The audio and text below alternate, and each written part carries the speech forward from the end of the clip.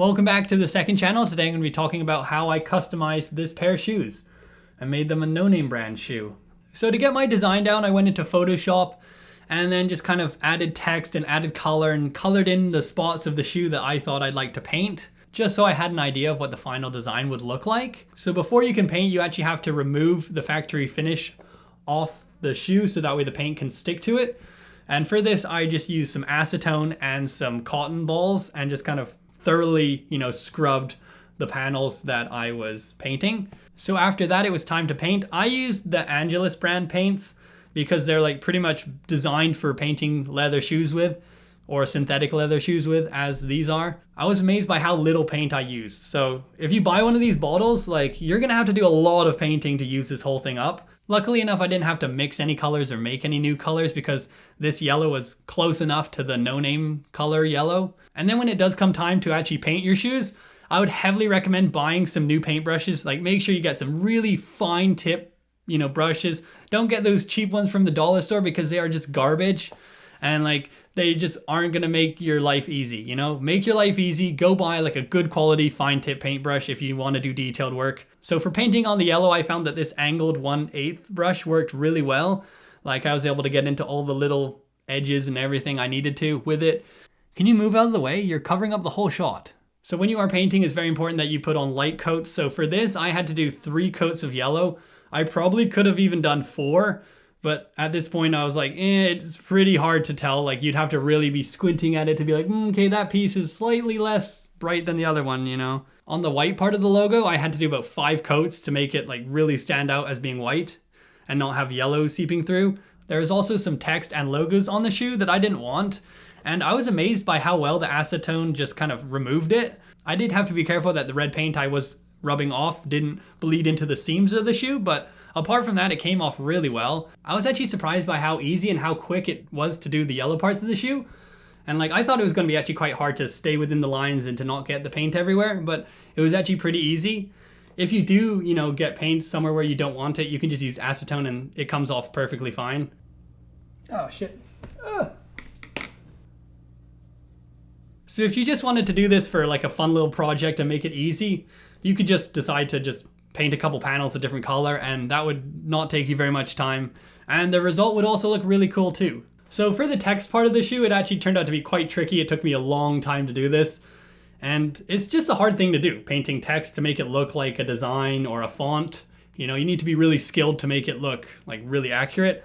I did pretty good. I'm pretty happy with my results. It's not perfect by any means. It's not gonna win any awards if there are awards for designing shoes. I just made these for a silly video, so some could argue I probably spent too much time on these. So before I printed off my template, I marked the shoe, found the center points, found where the text was gonna go so I knew where I could put the template.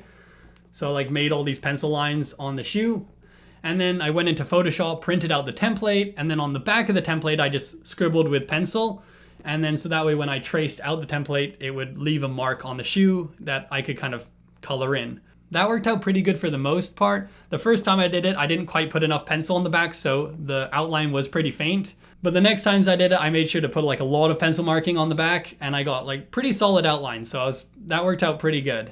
Moment of truth, here we go. Oh, there we go, look at that. That worked out a lot better than my last one. So now it was time for me to paint in my outlines black.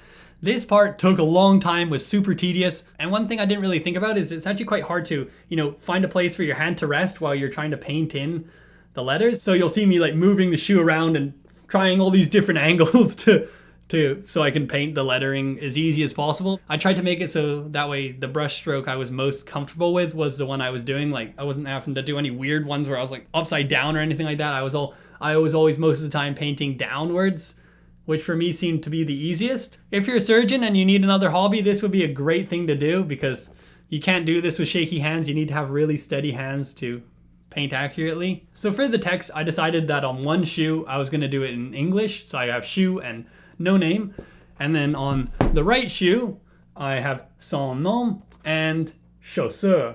My pronunciation probably wasn't that great, but you get the point. I did that because No Name's a Canadian company and they always have French and English on their products, so I thought it'd be funny to have one shoe in French and one shoe in English. The only problem with doing that is French words are always way longer than English words, because had I just done it in English, I'd only have to do shoe, but because I chose French, I had to do this one here, which is like double the length, which just gave me so much more work to do, so don't do French. One mistake I did make while making these was that I thought that this shoe was the left shoe because I was looking at it, I guess, from the left when I was having them up because I wasn't wearing them.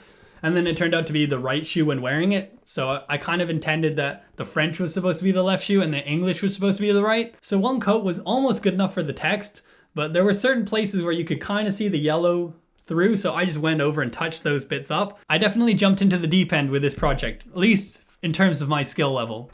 You know, I don't really do a lot of painting, so this was actually quite difficult for me. If you are an experienced painter, you should really start painting shoes. It's really fun.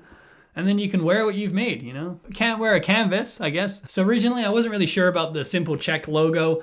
I did really want to have it on the shoe, but I wasn't really sure where I wanted it. And this actually went pretty smoothly. I did have to use 2 templates on it because the first one for the white outline and then the other one for the letters in the check. That whole logo actually wasn't as hard to do as I thought it was going to be. And I'm really glad I did, because I was thinking about just leaving it yellow, but I did kind of have a look at them and I was like, this is kind of a bit boring. It seems like it's missing something. And in my opinion, this kind of just ties it all together, makes it, you know, seem cool. I don't know. I just like the way it turned out. And even though there is a little indent in the tongue, it actually wasn't that difficult to paint around it or paint over it. A lot of things actually just kind of worked out. So once I had finished all the painting and it had dried, then it was time to seal everything. So what you need to do is use this acrylic finisher. And this, you know, helps it not like wash off and allows the material to flex without the paint cracking. So that's a very important step, so you can't forget that. So I painted that all on, did a few coats of that on all the surfaces I painted, made sure to get in all the edges and everywhere. I ended up just using this paintbrush for it. And number 4, a 4 round tip.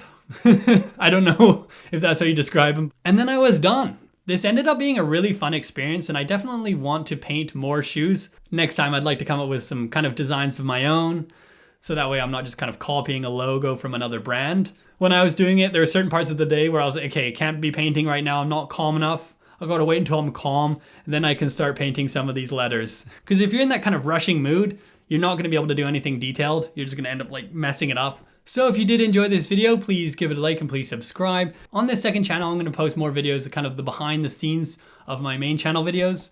Like if I'm building anything or making anything, or just kind of the behind the scenes process, or just random videos I have ideas for that don't really fit with the main channel. So that's what you can expect to see here.